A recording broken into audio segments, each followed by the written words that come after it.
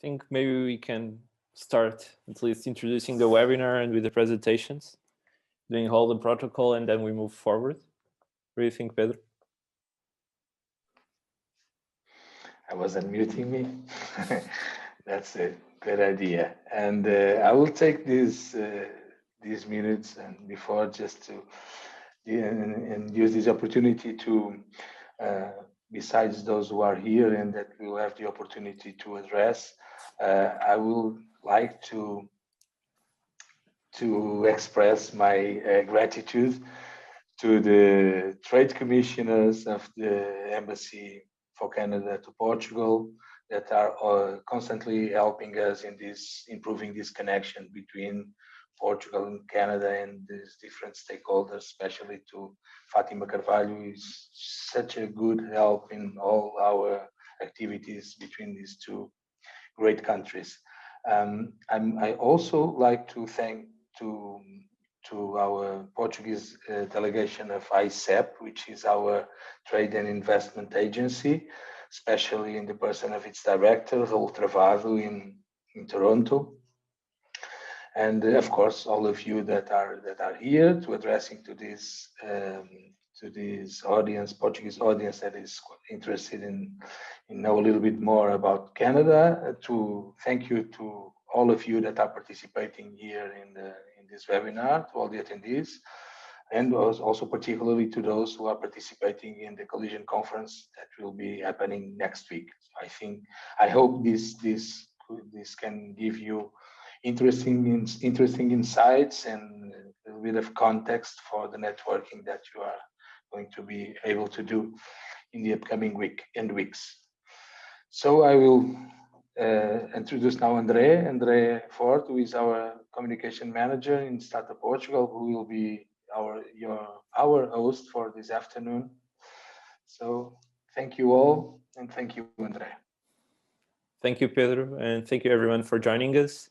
So before we move forward, I would like to talk a little bit about Startup Portugal to kind of introduce what we do. We're a private and public think tank that works to connect the Portuguese ecosystem, support Portuguese startups and entrepreneurs. And actually, this webinar is all about that support that we provide in various forms. So one of the ways that we support Portuguese entrepreneurs and businesses is helping them scale up to or expand to new markets. And with the COVID pandemic happening and all the hurdles that we need to go through to open new business opportunities abroad, we decided to set up a series of webinars called the Go Global webinars. And well, yes, this is our first installment. We're focusing on Canada, obviously with the Collision Conference in mind. And yeah, I think that's pretty much it. If you have any doubts about what Startup Portugal does, please go to our website, startupportugal.com. I'm sure you'll be more enlightened about how we perform and what we do throughout the day and throughout the year. So be sure to connect with us. And if you have any doubts, reach out, please. We will be more than happy to help you. And well, let's move on. I think to kickstart this webinar, we couldn't do in any better way than asking Ambassador of Canada Portugal, Lisa Rice Madan, to join us and to kickstart the webinar in the best possible way. Ambassador, the stage is yours. I will let you to it. Muito obrigada, André. And bom dia a todos. Bienvenue and welcome to this first edition of the Go Global webinar series organized by Startup Portugal in partnership with the Embassy's Trade Commissioner Service. Now, Andre and Pedro suggested that we introduce ourselves, but as Andre has already mentioned, I'm Canada's ambassador to Portugal. What you may not know about me is that I actually started my career in the Foreign Service working on the trade side with the Trade Commissioner Service. So participating in events like this are really like going back to my roots, and I really enjoy them. but in fact, it's actually better when you're the ambassador because you have a fantastic and dynamic trade commissioner team behind you. And as Pedro and Andre have already said, Fatima and Emery and Sandra who work with us are fantastic. So it is an honor for me to join you today, and I would like to thank Startup Portugal for kicking off their Go Global webinar series with Canada. It's been our great pleasure to work together since 2018, when Web Summit announced it was going to be holding the conference in Portugal for another 10 years. And as you know, Web Summit's associated conference, Collision, is held in Toronto. Now, Collision might take place in the middle of the country, but from coast to coast, Canada has a long legacy of innovation success. The tech sector is one of the largest economic sectors in Canada, and it continues to grow, driving our prosperity. The migration to digital technologies, accelerated by the pandemic, will undoubtedly carry on as economies recover. So today, you will hear from representatives of Montreal International and Toronto Global, who will speak to you about their ecosystems and the many opportunities that exist for Portuguese tech companies looking at setting up a presence in Canada. You will also hear from successful entrepreneurs who have deep knowledge of the different ecosystems in Canada and who have offered to share their experience with you. So let me say thank you very much to our speakers, Jan Willem, Philippe, Samuel, Roy, Sofia, and Andrew. To those of you joining us, I hope you will take full advantage of the wealth of knowledge they offer. And I understand they are ready for some very difficult questions. After today's event, I encourage you to keep this link with Canada alive. I hope you will connect with innovative Canadian companies at Collision next week. And then later this year, I look forward to meeting some of you at the next edition of Web Summit here in Lisbon, where we hope to welcome a large Canadian delegation. Let me end by wishing you a productive webinar and by making one request. I would ask that you please let the embassy know about your successful connections with Canadian partners and any plans you may have to set up your company in Canada. We would love to share your success with you.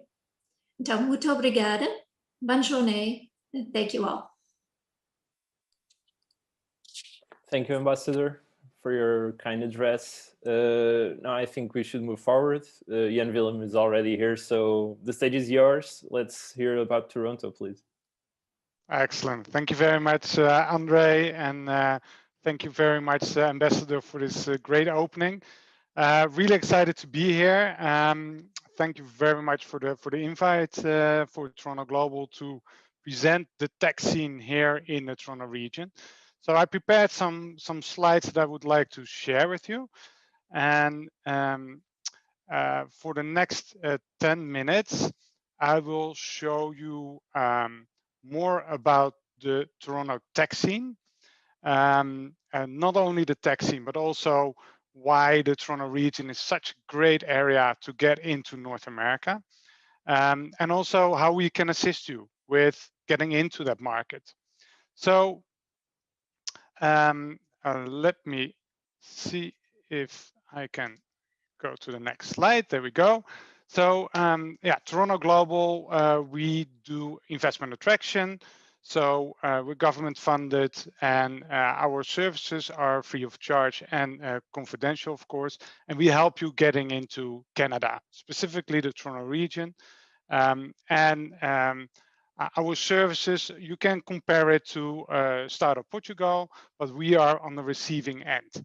So we make all the right connections here. We make the business cases, why the Toronto region and why not Boston, New York, or San Francisco, all the possible funding, but especially the networking part. So you can use us as an organization to make your steps into the Toronto region.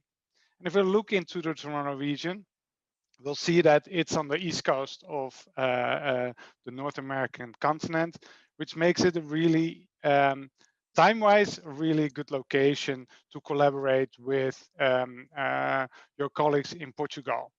And the 5-hour time difference, sometimes 6, it makes it a lot easier to collaborate at the end of the day or early in the morning. You can also see the Toronto region. It's a 1-hour flight from downtown Toronto to Boston, New York, and Chicago. So it's an excellent gateway to get into the US as well. If we zoom into the Toronto region, it's really truly the economic engine of Canada. We have more than 800,000 businesses in the Toronto region.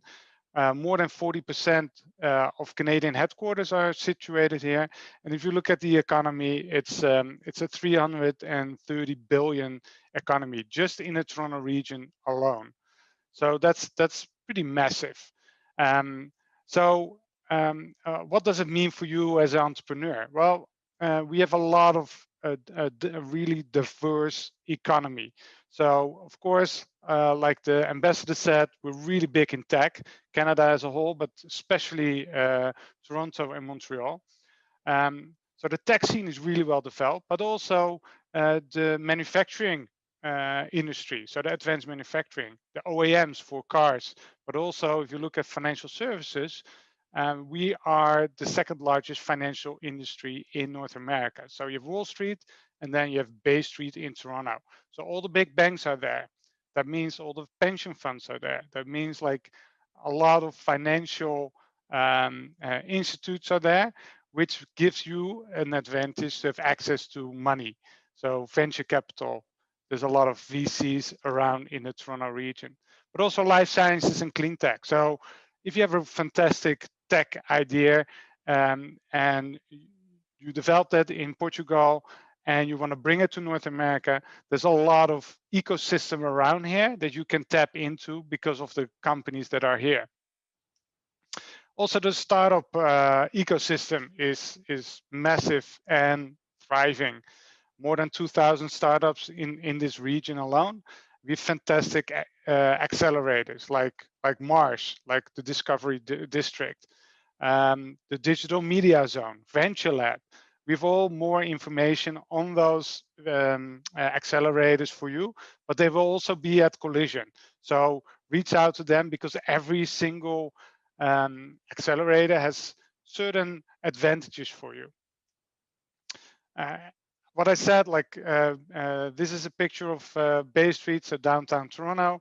This is where all the banks are. This is where the financial industry in Canada happens. And so we have a lot of VC funding going into the VC scene. So use that ecosystem to grow your business.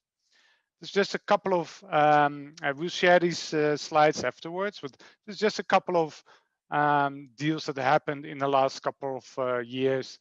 And you can see it's also accessible for US investors. So if you want to look for your Series B or Series C's or even Series A, you can tap into the US ecosystem as well, because they do their shopping here in the Toronto region.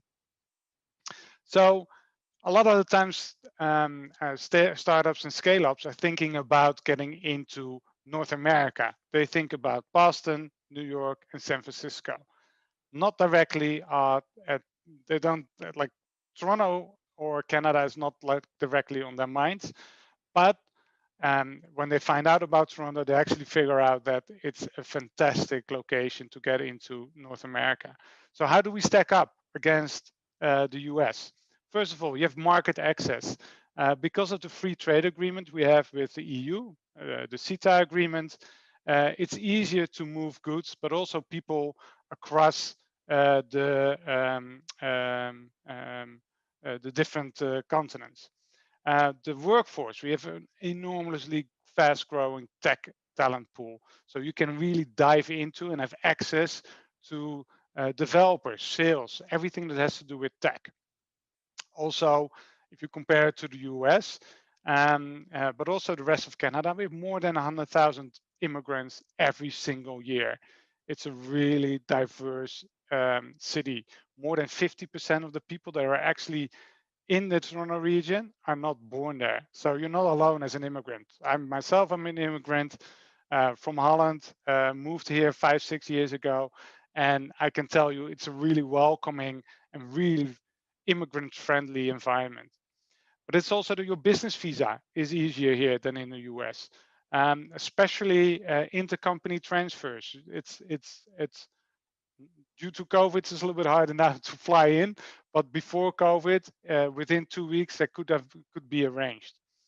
Also, the cultural fit. We noticed that the European mindset is a really good cultural fit with the Toronto region, even better than the US. There's a little bit different way of doing business that fits really well with the European and the Portuguese mindset.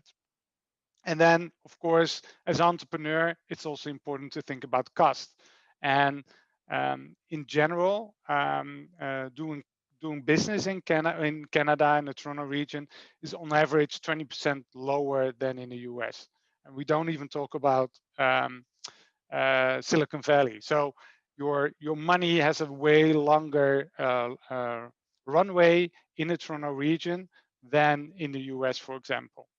And of course, it's a safe and stable country, political stable, but also, we offer universal healthcare. That's something that you have to pay extra for in the US. So it's the social benefits are a little bit more in line with what you're used to in Portugal as well. And then just go into a few more details. Our corporate taxes are pretty low. It's really easy to set up an entity here. It's like a couple of days work. So there's not so much red tape, and there's a strong government support. Either if you choose for Montreal or for Toronto, we're here to help you with grants and incentives, with introductions to the ecosystem, and really welcoming to get your company thriving and growing here.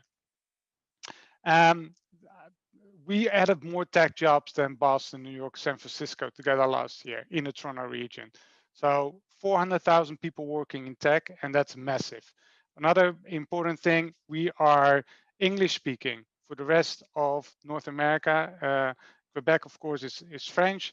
The rest of North America is English. So it's important that those differences are known as well. But we grow a lot of tech talent here in the Toronto region. So it's easy to tap into.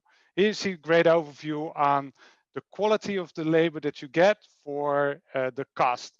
And then you see the 3 cities here, Toronto, Vancouver, even Ottawa, offer high quality for a relatively lower cost if you compare them to the US. And then if you want to get into North America, into Canada, there's a lot of different immigration programs, especially for entrepreneurs as well. If you look at grants and incentives, we have fantastic grants and incentives for companies that are looking to develop, do R&D. We're really promoting that here in Canada, and you can get up to 50% of your R&D cost back from the Canadian government. So there's a lot of information on that as well for you to figure out, and we can help you with that. And of course, Toronto is a really fun place. It's dynamic. It's there's so many things happening. 8 million people, and it's one of the best places to work and to live. So please connect to me. I'm responsible for Western Europe. I'm over in Lisbon quite often as well. Really looking forward to attend Web Summit and meet you all there in person. But in the meantime, reach out to me if you want to know more about getting into North America. We're here to help you. Pedro has all our information, and I want to thank you very much for paying attention to this presentation, and wish you a lot of fun and luck and good business during the collision. Thank you very much. Thank you, Jan Willem. for your presentation. I think we were more enlightened to Toronto. I actually am, which is great for the upcoming panel. Now I would like to welcome on stage Samuel and Philippe from Montreal International to talk obviously a little bit more about the Montreal tech ecosystem and startup ecosystem. So if you could be so kind as to join us on stage. Actually, the stage is yours, so do your thing. So hello everyone, I'm Philippe Valentine, Project Director for Montreal International. I'm happy to introduce you to my colleague Samuel as well. Nice to meet you, everyone. Thank you very much for your time. We're really excited to be with you today. So basically, we'll introduce you to Montreal as a, sorry, I went too fast here. So we'll introduce you to Montreal as a very nice place to do business in North America. Obviously, Montreal has a lot of advantages and a lot to offer to international companies. Let me first start by introducing you to Montreal International, which was nominated by 2 different organizations as the best economic promotion agency in the world in 2020. So this is something that we're really proud of.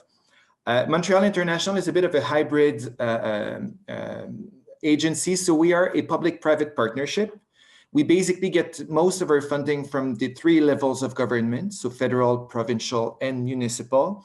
But we also get a decent share of our financing from the private sector. Basically, what that means, we don't represent necessarily one level of government, but we still provide free and confidential services, even if we're privately managed. So that's the key advantage. You get the free services with the private sector agility. And Sam and I, obviously, we cover Portugal amongst other countries in the southern and eastern regions in Europe. We wanted to start this presentation by telling you a bit more about the ease to do business in the province of Quebec, where Montreal is located. So first of all, you need to know that in Canada, in most provinces, you need to have local partners to set up your company. So in Quebec, there's no such requirement. So you can be 100% foreign owned and set up your company here and do business without any difficulty. The key gateway, and we'll get onto more details about that later in the presentation, is that you're able to tap into the local talent pool to get international workers to come to Montreal and to get access to all the tax incentives and financing programs available in the province. So before digging a bit more into what Montreal has to offer as a tech ecosystem, we wanted to tell you a bit about the foundations of the local economy. So Montreal has been having the fastest GDP growth in Canada before, and even in North America before the COVID-19 crisis. And very surprisingly to us, we were the city which had the slowest reduction in GDP as well during the COVID, and now we're having the fastest recovery. So basically, the Montreal economy has been booming and is still in very good shape, although the COVID crisis, hit us all very hard.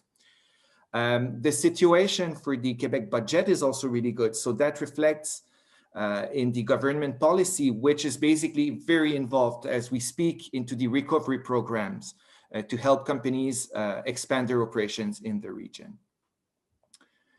Beyond that, Montreal is also really strong in the financial industry, and we have a really strong advantages that we'll introduce you a bit later. Before going there, we wanted to touch base, obviously, on the startup ecosystem because there are a few key aspects to mention. Basically, Montreal has been one of the most active VC scenes in North America over the past few years. And in Canada, we've had 6 of the 10 most active VCs in the country in 2020. Over the past 3 years, close to $3 billion were spent in VC in Montreal alone. And, this is the result of the city having more than 30 incubators and accelerators, which will be present at Collision. So please reach out to them if you're interested. By the way, I want to mention that a Portuguese company was part of the Techstar AI accelerator last year in Montreal. The company is Y Data. I don't know if the company is on the panel today, but if so, we say you hi from Montreal. And basically, there are a lot of options for Portuguese companies interested into expanding in North America to do that through one of the many acceleration programs in Montreal. That being said, we wanted to give you a bit a broader overview about the industries that are strong in Montreal. But first of all, we wanted to tell you that Montreal has developed over the past years a very supportive and strong ecosystem. The reason why we've been able to build that ecosystem that is really supportive to entrepreneurs and businesses is that we are really collaborative. And that's one of the signs that we're being able to build a very diversified ecosystem that brings a lot of different perspectives just to be able to reach out the maximum potential of your businesses. One of the building block of the ecosystem in Montreal was the video game industry. 10 years ago, Montreal has put a lot of emphasis to build and create creative industries to build some talent with our schools program and to give opportunities to entrepreneurs and studios, video game studios, to build and develop games in Montreal. In addition, with the lowest operation cost in Canada and the US, we have a very elaborated talent pool and a lot of tax incentives that are really interesting for the development of video games.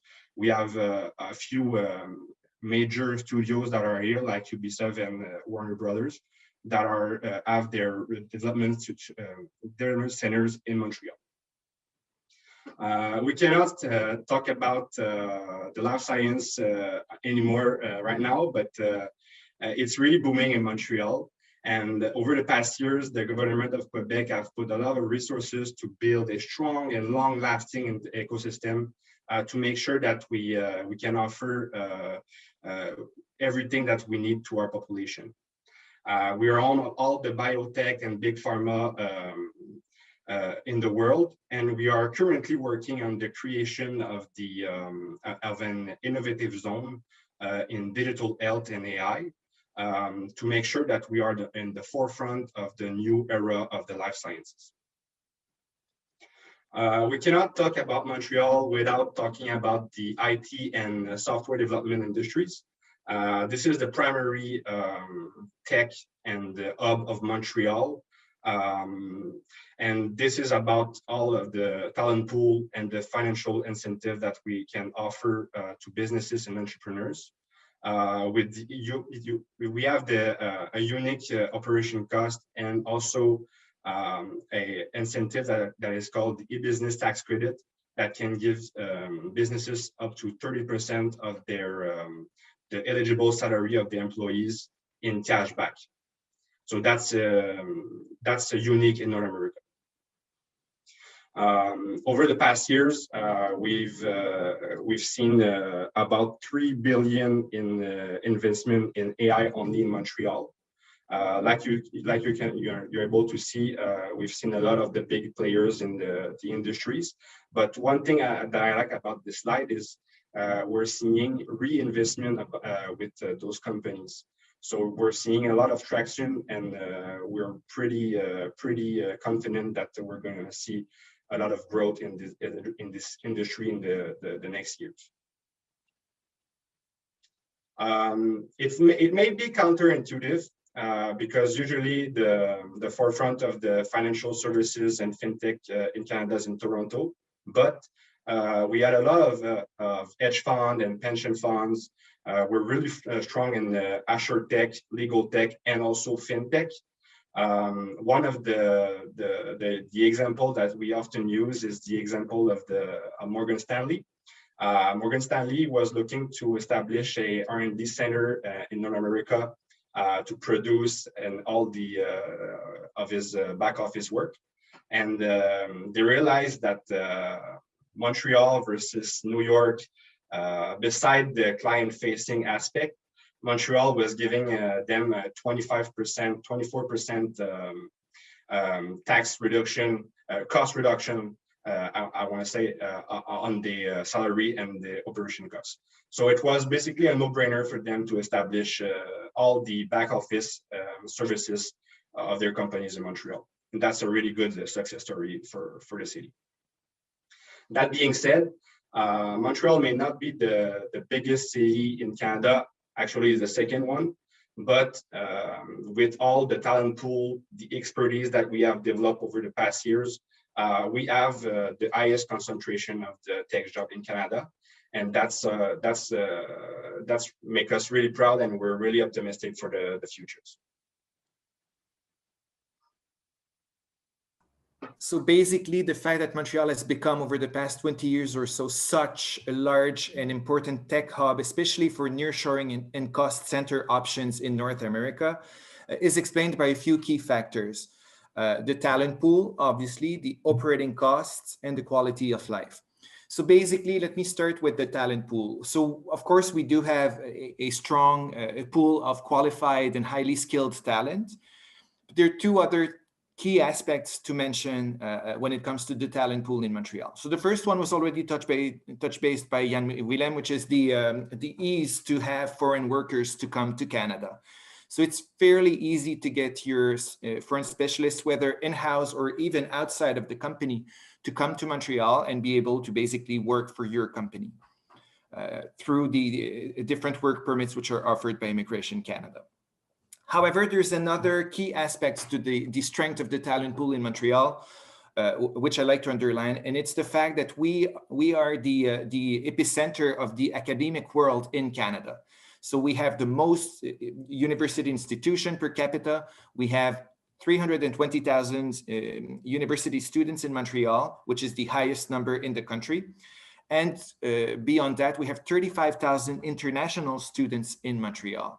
Basically, when you do business here, it's quite easy to recruit amongst this pool of highly qualified university students.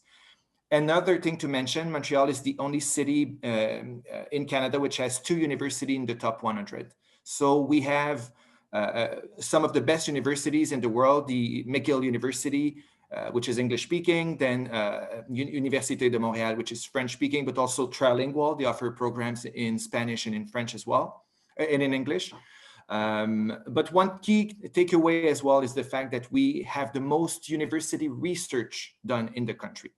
Now, the main thing for you to remember on that is that there's a lot of money spent at the academic level for research, but a lot of that money is actually spent along with private sector partners, such as AI companies or software development companies. So for example, if you're active in cybersecurity, deep learning, or any other IT solutions that you'd like to develop, you can probably partner with universities in Montreal and get a huge part of that research financed or subsidized by the university and the government. Now, regarding the operating costs, Samuel already mentioned the key advantages of Montreal. Morgan Stanley, BNP Paribas, Accenture, SAP are all really good examples of companies which decided to set up their tech operations and their cost centers in North America, in Montreal. But overall, these very affordable operating costs get down to salaries, especially in the tech industry. So in Montreal, you have the lowest salaries. And let me be clear here, it's not because Montreal is a cheap city and it's not pleasant to live here. It's the fact that the costs of living are actually more affordable. So for a lower salary, we have the same and even above quality of life than in most other cities in North America. The real estate market is actually a very good example of that, as it is, the prices in Montreal are less than half what they would be in other metropolitan areas in Canada. So basically, these salaries are, before the incentives which we discussed. And there's one key aspect I really want to reinforce here in the message. Most tax incentives, and I don't like the name tax incentives, are what we call refundable. That means that even if the company pays no taxes in Canada, they still get a check at the end of the year to get a refund on those costs. So for example, if you develop a software, you have 24% cash back on the salary of your software developers. If you develop video games, 37.5% is refunded. And there's no obligation of having, you know, a Canadian sitting on the board or any such requirements. You can be 100% foreign owned. As far as you have employees in Quebec, in the province of Quebec, you're entitled to claiming those cashbacks. Just so you know, these incentives don't exist in most other provinces and in states in the United States. There are other programs which exist to finance the research and development, and of course to subsidize training programs and so on. So we can discuss those programs with you at your convenience based on what you're looking for in North America. Again, keep in mind that this is one of the key aspects for the cost center option that many companies consider to set up in Montreal. Now we touched base on the French part a bit earlier in the presentation, but there's some very interesting facts regarding languages in Montreal. So just so you know, in Montreal, 55% of us are fully bilingual, so we can speak both French and English without any problem. So that means about 2.5 million residents, which is actually the second largest English-speaking pool in Canada before Vancouver. Of course, we can speak French as well, which is the mother tongue of many people in Quebec. But what's very interesting is that 20% of us speak at least 3 languages. And that is not to be seen anywhere else in North America. So basically in Montreal, you get not a talent pool, which is basically, you know, North American in spirit. You get a truly international talent pool, which basically allows you to do business all over the world with people who are fluent in all the languages you may require. And like Philippe mentioned, with the quality of life, the low cost of life, but also all the collaborative and the perspective that you can find in Montreal, that makes a unique city in the world. We are a Canadian city, but with a European vibe, and that's really unique. So a lot of tourists and a lot of visitors always say that they feel like home when they come from Europe. And Philippe and I are really missing our European trip, but we feel home in Montreal, and we're really happy to live here. As for our presentation, Montreal International, like Philippe said earlier, we're here to help you. If you have any question, need to build the business case, need to know about more the ecosystem. If you have any question, we're really happy to help you in this regarding. So do not hesitate to contact us, and it will be our pleasure to help you in your expansion plan. Thank you very much. Thank you, Philippe. Thank you, Samuel. Now I think it's time that we move forward with the debate. So I would like to welcome on stage Sofia Augusto from ITSCREDIT, Roy Pereira from Calendar Hero, and Andrew Arruda from Automate Medical. I think that given all our at least here in the panel, given our last names, I would say that we're all descendant of Portuguese people. Am I flexing a muscle here? No, descendant, born and raised myself. Yeah, me too. But I was talking more about Roy and Andrew. But thank you for pointing it out, Sofia. Yeah, I was born in Lisbon. Oh, great. And what about you? My family moved to Canada when I was 3. And I'm a first generation, and meus pais já dos Açores. So a bit of an story, and shout out too for anyone out there from the Azores. Yeah, in my opinion, it's the most beautiful part of Portugal. I love the Azores. Every time that I get a chance to go there, I don't miss it. So let's talk about business, guys. Before we move on, maybe I would like if you could introduce yourselves, talk a little bit about your companies. And yeah, Sofia, do you like to start? Yeah, I guess so. I'm head of marketing at ITSCREDIT since 2008. And ITSCREDIT is a software company specialized in credit solutions, in digital lending. So what we offer is an omni-channel digital lending platform that allows banks and financial institutions and credit unions, etc., which are our main target, to offer their clients, so their audience, the possibility to apply for a loan in real time and 100% online, and having at the same time total control over the total credit process, from simulation to loan origination. That's our goal. So we have already major banks and institutions who adopted our solutions. We work actively on 15 banks within Europe, Africa, and North America. So resuming. Roy, do you want to go next? Sure. So I'm the CEO and founder of a company called Calendar Hero. We actually just rebranded. We used to be called Zoom.ai. But I'm a serial tech entrepreneur based here in Toronto. I've been here for about 17 years. I've lived in Silicon Valley. I grew up in Ottawa, Canada. Yeah, Calendar Hero, just as background, is a automated AI-based meeting scheduler for any type of meeting. Thank you, Roy. Andrew, do you want to go next? Hi, everyone. So Andrew Arruda, as I mentioned, first generation. My parents were both born in San Miguel. Serial entrepreneur as well.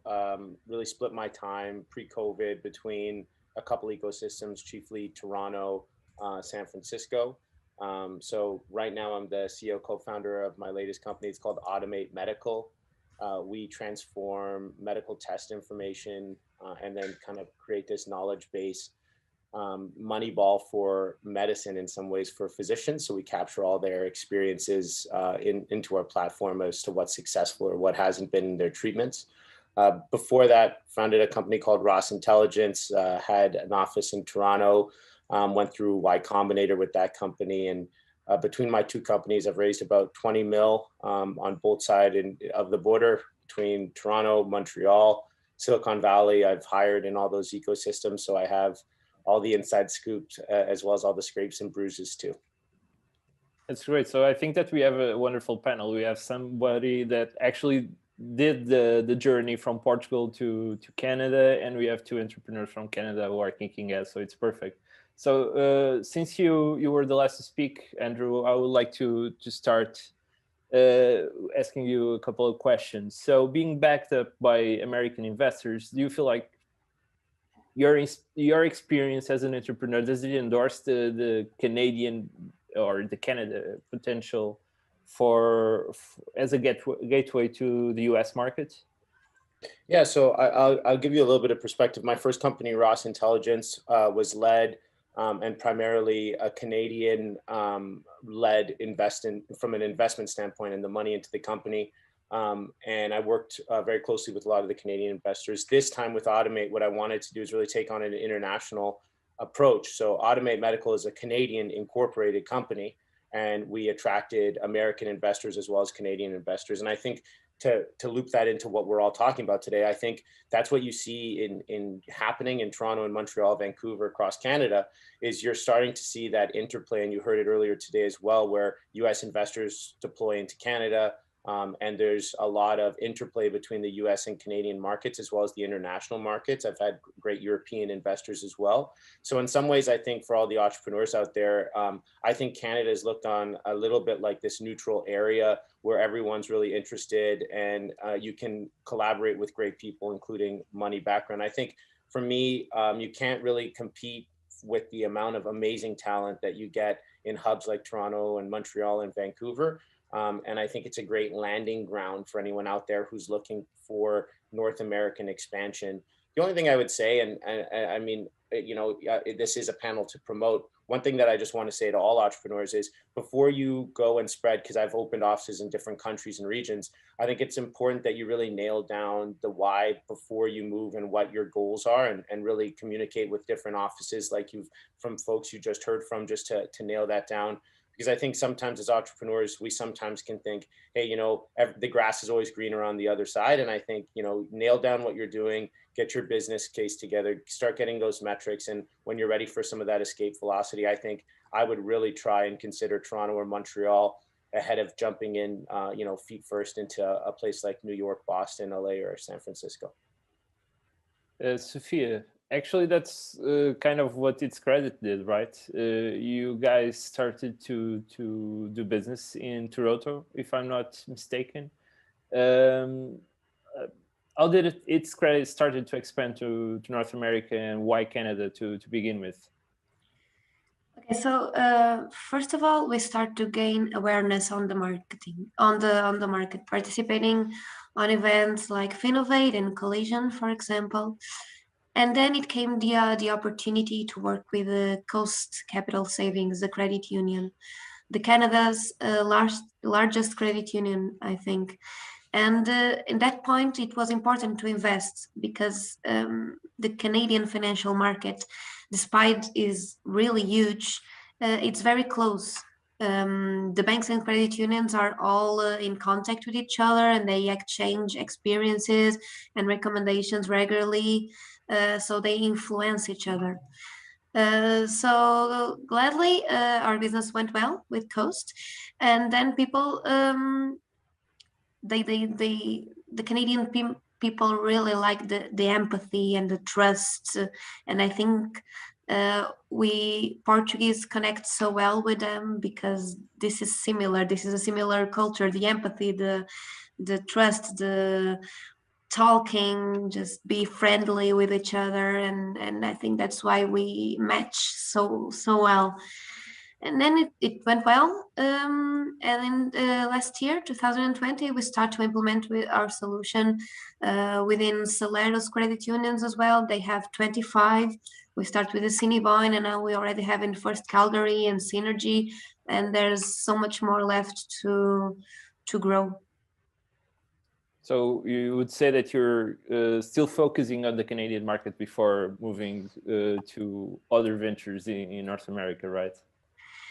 I think it's our goal to strengthen our presence and increase our client base in the American market, and have the presence in Canada, and keep investing on that, and keep trying to grow. It's already a step on that direction because the US market is very specific and hard to entry, and demands a larger investment maybe. But yeah, we are keep on investing on the Canadian market for now. Thank you, Sofia. Now, Roy, this is a question that I have. I think culturally, Portugal is still a country that has a lot to grow in terms of entrepreneurship. So since you're a serial entrepreneur and you have so many companies that you started, how easy is it in Canada to actually start a company from a legal standpoint, from a cultural standpoint? Is it something that people are prone to do so? What's your take on this? I find it's really simple. You can incorporate for $200 online within 24, 48 hours. Very, very simple. I've done that many times. And the CRA, the Canadian Revenue Agency, is actually a lot easier to deal with. This may sound weird, but it's a lot easier to deal with than the IRS in the US, the Internal Revenue Services there. And it's so easy that I know a lot of employees on my companies actually have companies of their own, side hustles, second companies that they play around with. So that's how easy it is to set it up. And Canada, even though it's, say, a little bit more conservative, more risk adverse than, say, the United States or most of the United States, it is quite common for people to be an entrepreneur, especially younger demographics, 20s, 30-year-olds. That is quite common. In fact, as a little story, my 10-year-old daughter yesterday set up a t-shirt shop online by herself on Shopify. And now she's asking me for a domain and a company name. That's great. Is she starting to ask for investment, or is it too soon to expand? No, too soon. I'm asking for the traction. Yeah, you need to have some numbers before getting to the investment, but maybe a pre-seed would be okay. I don't know. But I was asking this, and I think that Andrew can actually pitch in on this as well, because in some points in Portugal, being a serial entrepreneur may indicate some lack of focus. Not that I agree with this, but this is something that people might point out from occasionally. So do you think that Canada still looks at being a serial entrepreneur as somebody who creates businesses and generates value as somebody who lacks focus? Is it how do people look upon it? Yeah, I think it's looked upon quite positively. I mean, especially when you talk to investors. Typically, some investors have, the idea that they only want to invest in second or third time entrepreneurs, because the first time you go out there and start a company, you just make a whole bunch of mistakes and you learn from that. I think that being said, they want to make sure that you get into some of the meat on those ideas. So, having a landing page and just incorporating and that being the story of that company, I think no matter what ecosystem you're in, that doesn't necessarily count as a, multiple times. So I think just have your narrative, have your story. And I think a lot of it would just be you're exploring different spaces. And I think it's looked upon quite favorably still. In the ecosystem, especially as now, as you've heard, there's just so many tech jobs and there's just openness within the culture. And it is a very kind of a supportive culture for startups right now. So that means, helping engineers find placements, but it also means you need entrepreneurs who are out there creating companies to keep the wheels turning. So definitely a good thing. But like I said, just make sure you have some depth and a good narrative there if it's just a landing page. Thank you. Roy, do you want to pitch in on this? Did Andrew say it all? Yeah, I really like what Andrew said about the ecosystem, and I think it's so important. And when I visited Lisbon for Web Summit several times, I saw the nascent tech industry there and the community growing. And it reminds me a lot of Toronto, say 10, 15 years ago. And that's really, I think, key to building up a great ecosystem. Toronto is, the third largest tech hub in North America, and it's been growing. And it's been growing regardless of who's in president in the United States. And it's been growing because a lot of tech immigration coming in, but also our community. So to Andrew's point, before COVID, there would be a lot of communication, a lot of conversation happening in coffee shops all over the city, everywhere that there's tech companies. And it's a great thing. And you find that also in Montreal, in Vancouver. And that is the sign of a very successful, growing tech community.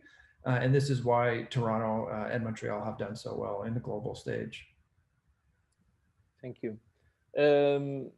Now, going back to Sofia, I know that ITSCREDIT is a spin-off company, so the whole concept of incubation is a little bit different because, I mean, I would say that you guys were incubated in the main company somehow because you share some knowledge, I would say.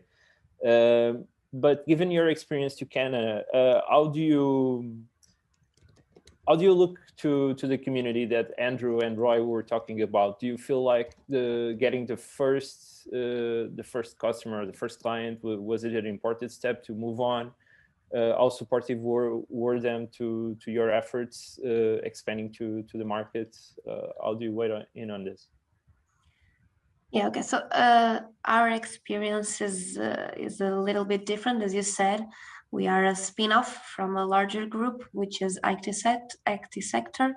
So we had a lot of knowledge before. We brought a lot of people with experience and knowledge with us, and that helped us to grow. But yes, of course, the having the first customer is super important in Canada because of the things I said before, because they talk to each other, they share experiences and references.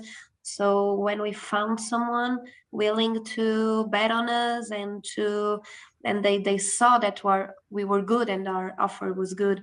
So when they were willing to work with us, we just give everything, just 100%, and we invest on that client. And fortunately, it went well, and now we are expanding with more credit unions in Canada. But yeah, for sure, the investment on the first client is very important because it's the trigger that's going to make you grow. And in your opinion, Roy and Andrew, which one of you want to pitch in on this? How key are local hubs for supporting the growth of startups, and how open are them to onboard companies coming from abroad? I'm asking this because, for instance, in Portugal, we have the RNI, so the National Network of Incubators, and data that we've gotten from companies that are actually incubated, the survival rate is around 80%, which is quite amazing for startups, as you know. So I was curious, how key are tech hubs and incubators in Canada's ecosystem in supporting companies and startups? I can tell you from my experience in Toronto that my latest company, Calendar Hero, Zoom.ai, got a tremendous amount of support from Mars, which is an Ontario tech company that helps startups.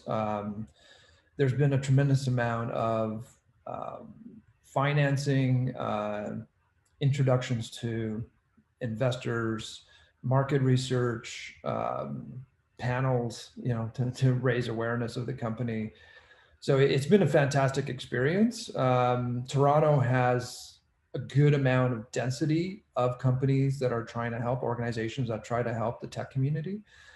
Even outside of Toronto, Waterloo and Cambridge has a good amount as well. Montreal is a fantastic community, very close-knit. So lots and lots of support. And I really haven't seen any discrimination in terms of where the company's from, whether it's based in Ontario or it came in from, say, Portugal and set up a shop here. And in fact, I think the latter, we've seen quite a lot of companies do that. We have Techstars here in Toronto that typically brings at least 50 to 75% of their cohort companies from abroad and actually brings them here to Toronto. So it's a very common sight. And if you know anything about Toronto, it's very multicultural, right? There is a tremendous amount of variety of people from all over the world. And again, a lot of immigration is actually tech immigration, tech workers coming in from South Asia or Eastern Europe, for example, or Western Europe. So very, very common here. Yeah, the only thing I'd add, and it builds on what Roy was just saying, is I don't think people would even notice or even ask in some ways, because if someone is, I introduce myself as Portuguese Canadian, and in Toronto, Montreal, Vancouver, it's very, very kind of often that people just talk about, wherever they're from. So they would probably be like, oh, you're Portuguese Canadian. It's like, no, actually, I'm from Portugal originally, and we're here. And that would be the equivalent of all that would probably occur on that topic. Yeah, that's great. And regarding investment, is this something that you feel that it happens? Is it similar to the community? Roy, I know that you're a Techstars mentor. You're also a business angel. So obviously, maybe you translate this to how you perform on this end. But are Canadian investors open to foreign businesses looking to opportunities in other markets? How do you look at it? Yeah, they are, and there's been a lot of examples with Techstar companies coming in from around the world, right? In Africa, Europe, Asia, and going through the Techstars Toronto program and getting funded by local investors, VCs. Obviously, the caveat there is that if you're looking for an angel investor, so your first seed angel investment, typically they like to invest in a local company where they're local, you're not around the world. And so if you come here and stay here, which a lot of companies and founders do, that's not a problem. But if you have, just say, a sales office in Toronto, then that's going to be a little bit harder for you to get that early first check from an investor. If you're coming in for a Series A, yeah, there's a tremendous amount of financing, both in Toronto, Montreal. And the nice thing too that I find about both Montreal and Toronto is that we also get quite a lot of cross-border investors. So venture capitalists coming in from the United States. Montreal gets a lot of East Coast, so does Toronto. Toronto also gets a lot of Silicon Valley traffic, Midwest, VCs from Denver or Minneapolis, right? But they don't have enough deal flow. So they actually come to Toronto because Toronto has a tremendous amount of startups.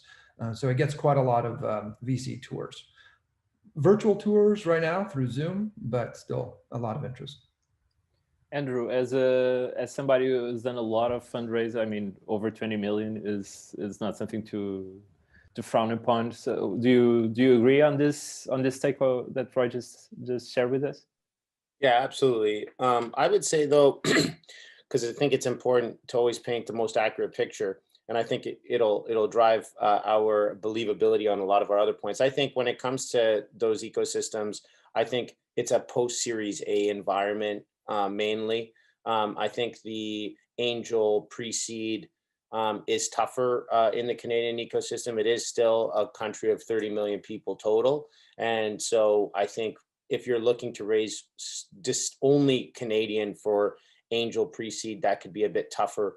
That being said, if you are moving your company, I would probably tell you not to try to raise from investors for your pre-seed or your angel if they're not nearby, because they won't actually be as impactful. So Roy also mentioned that as well. So in many ways, I think it's the perfect setup. I think if you're getting good numbers, you're in this, looking to raise that Series A or Series B and then have that expansion into North America, I think you're really, really well served. And here's a small thing that hasn't been discussed. It's been kind of touched on a little bit. I mean, if you land in Toronto or Montreal specifically, we're talking culturally a lot of the same aspects that you have in Portugal. So that means the same food.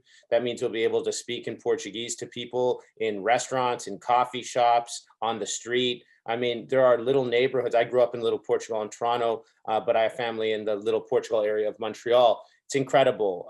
When you land, it feels like a hodgepodge of Portuguese immigrants from north, south in Portugal, as well as other areas as well. So it seems to be a small thing, but it's actually quite large. If you are able to still engage in your culture as well as have that North American experience, I think it's a huge, huge win. And it's something that kind of eases a bit of the homesickness if you're packing up your bags and heading out to start a venture or continue a venture in an international market.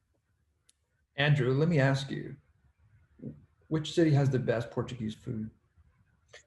See, now Roy's trying to get me into trouble because this is a very problematic. I would say it depends. I would say it depends what you're getting. So we can go dish by dish and start with cod, for instance, where you can eat the best cod.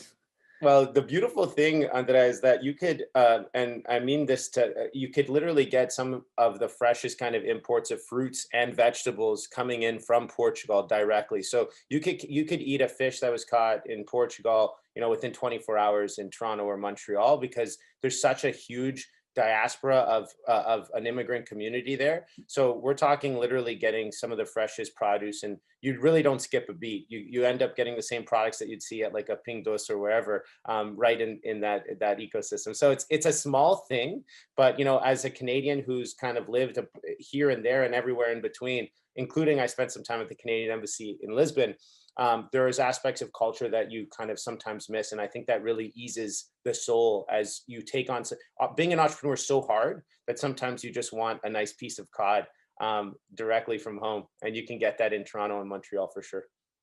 Sofia, do you agree with this? You've been in Toronto, right? Yeah, bolinho de bacalhau. Yeah, I think so. Yes, I noticed, and the thing that I noticed more is that people are from everywhere in Canada, and they are super friendly, super empathic. It's so easy to have a conversation with them, and they know you. And the first thing that they ask you is, where are you from? And are you okay? And do you need something? And are you Portuguese? So there's a restaurant over there that you can go and it's this and it's that. Yeah, they are amazing people, Canadian people, really. Yeah, that's amazing. But since you're here on stage and you're already talking, I would like to ask how COVID impacted ITSCREDIT's business in Canada. I mean, you're doing it remote right now, right? Yeah. But in terms of remote work, the implementation of our solutions was already remote before COVID. So Canadian people always showed us a big opening and versatility to do things virtually. So in that point, on that virtually subject, we didn't know much difference because we are used to implement and to work from distance, and it's been okay for us. But the lead generation process was, of course, more difficult, but not only on the Canadian market.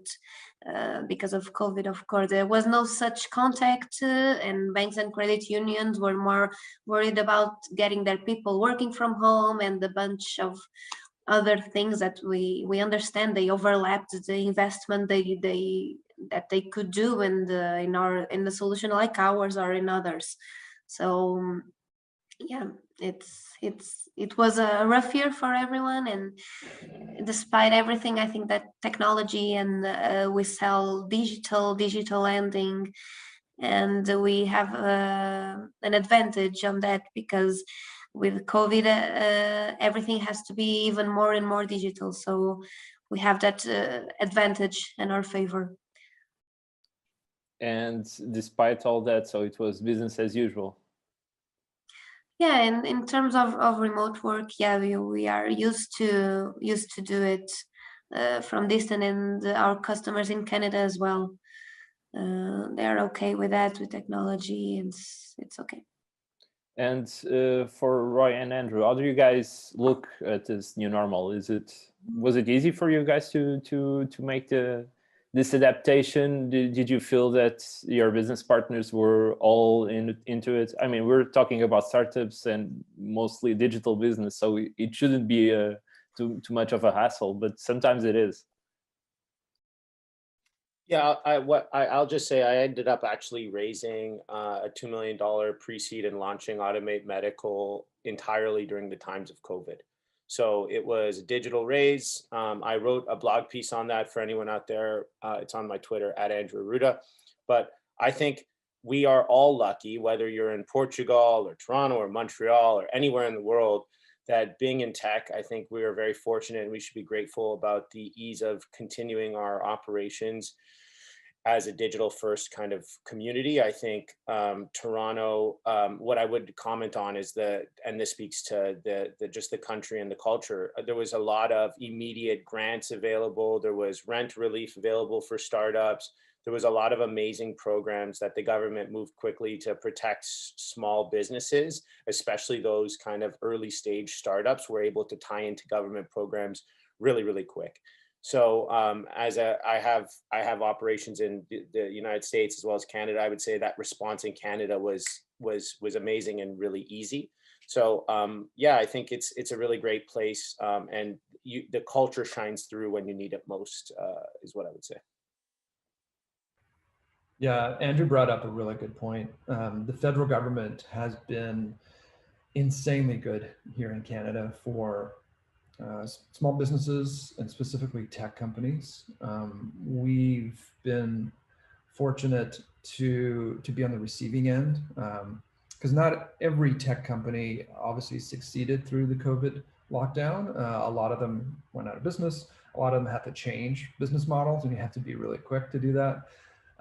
We were lucky we didn't go through that, but we still were able to pick up on some federal government grants. I think the other thing that I want to say, though, is we're talking about Canada. We're talking about Portuguese startups coming to Canada, great place. But you got to remember that Toronto and Montreal don't just focus on the Canadian market. And in fact, through all of my companies that I've ever started, Canada has actually been about 10 to maybe 20% max of my revenue. And the vast majority of the revenue that we look for is out of the United States. It's a 10x market versus Canada. And there's quite a lot of revenue to be made from the United States. And the nice thing about being, especially in Toronto, I find, is that there is no difference between being in Canada or the United States for an American consumer. They think Toronto's in some state somewhere, some of them. And if they do know where we're at, they don't care. And the nice thing, as you saw from the map, is that we're so close that when we do travel, you know, it's an hour flight to New York City, for example. It's an hour flight to Chicago.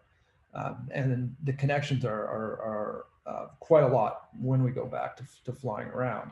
And so this is sort of one market, especially for the tech community. I don't really consider it different. And in fact, we charge in American dollars. We don't charge in Canadian dollars because the vast majority of our customers are in the US.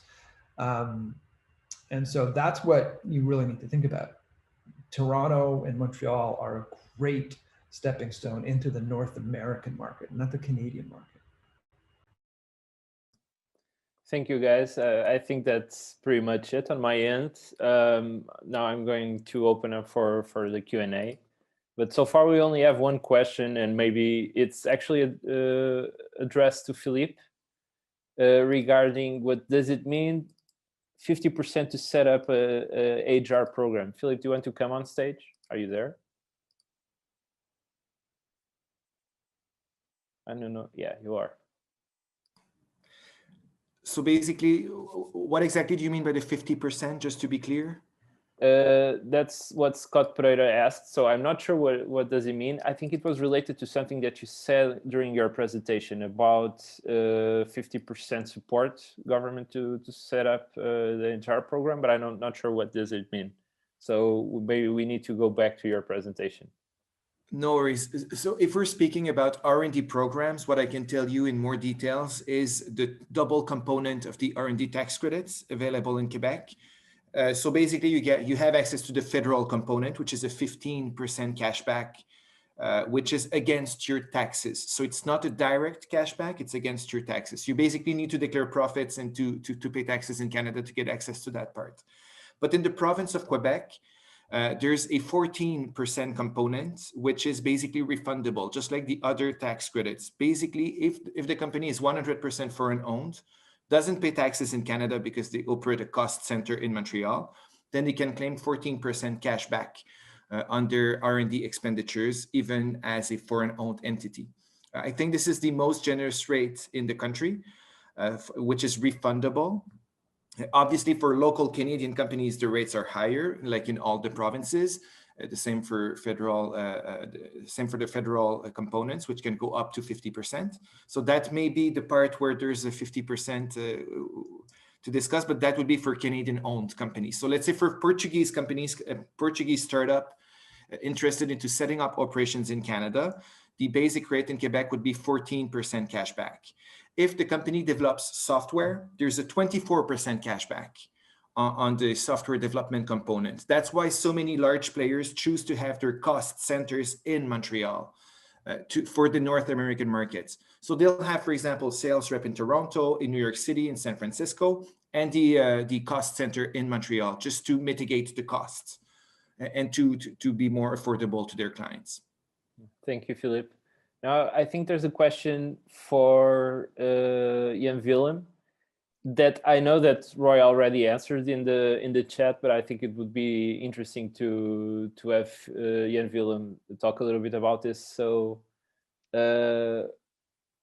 somebody asked, hello, what are the difference between startup ecosystem in Vancouver and Toronto? Since we're all here kind of doing a call for Canada, I'd say this is a hard question to answer, but Jan Willem, do you want to jump in? Yeah, of course. I think the major difference is the difference in time. So if you want to tap into the West Coast of the Americas, then you know, Vancouver could be an interesting location. We find a lot of the times that the time difference is just too long to stay connected with the European hub. And also, I think Vancouver is a great location if you want to pursue doing business in Asia, because that's where a lot of the business is going through in Vancouver. But for the rest, yeah, and it's way smaller.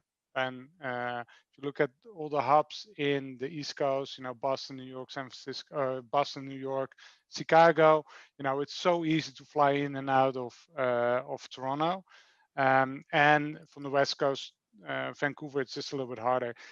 And, you know, Toronto region, we have all the big industries here. So it's easy to tap into your clients.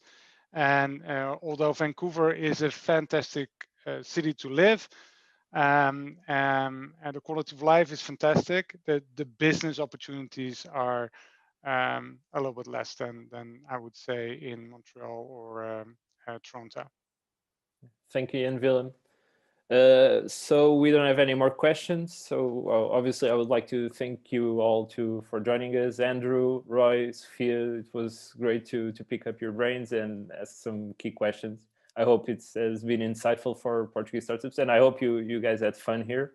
Obviously, Absolutely. thank you. Thank you very much. Yeah, thank you. Thank you. Thank you to Ambassador of Canada to Portugal, Lisa Rice Madan, for an amazing introduction. Thank you again, Jan Willem. Thank you, Philippe and Samuel from Montreal International. And thank you all for joining us. We'll be sharing the webinar later on, so do follow us on our social media and so on. And in case you need any doubts, just give us a shout, and we'll be. I think it's okay to say that we can put you guys through to either one of our panelists. I don't know if it's okay to say so, but I would be glad to just connect you all. So feel free to give us a shout out if you need to. So once again, thank you guys for joining us and for sharing your time and your thoughts with us.